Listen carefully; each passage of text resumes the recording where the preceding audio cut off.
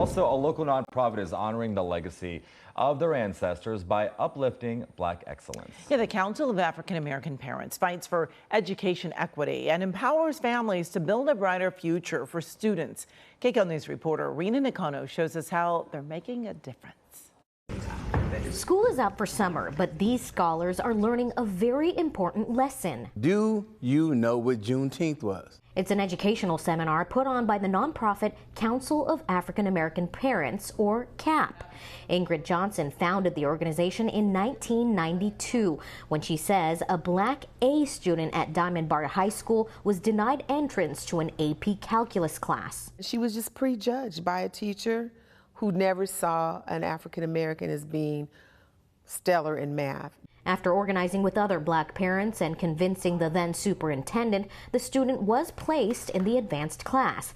But Johnson didn't stop there. She created a volunteer-led K-12 college prep organization with an emphasis on embracing your African roots. We thought it should be more than a Saturday school, it should be a movement. Last fall, Black students made up less than 5% of the total population at both CSU's and UC schools.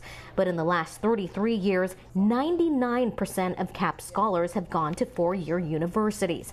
Kamara Christian is one of them. I was accepted into over 30 schools with $1.5 million in scholarships. The 18-year-old is getting a refresher on Juneteenth, learning how, despite President Lincoln liberating enslaved Americans in 1863, that message didn't reach those in Texas until June 19, 1865. By being educated, you can no longer be a slave.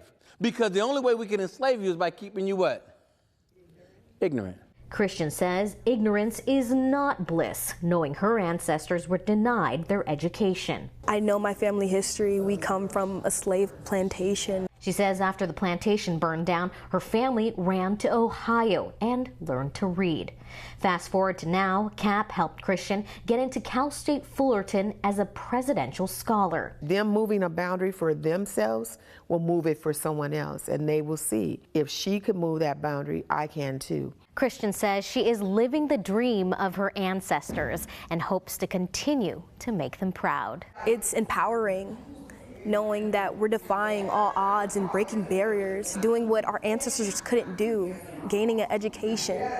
It's amazing. In Diamond Bar, I'm Rena Nakano, KCAL News.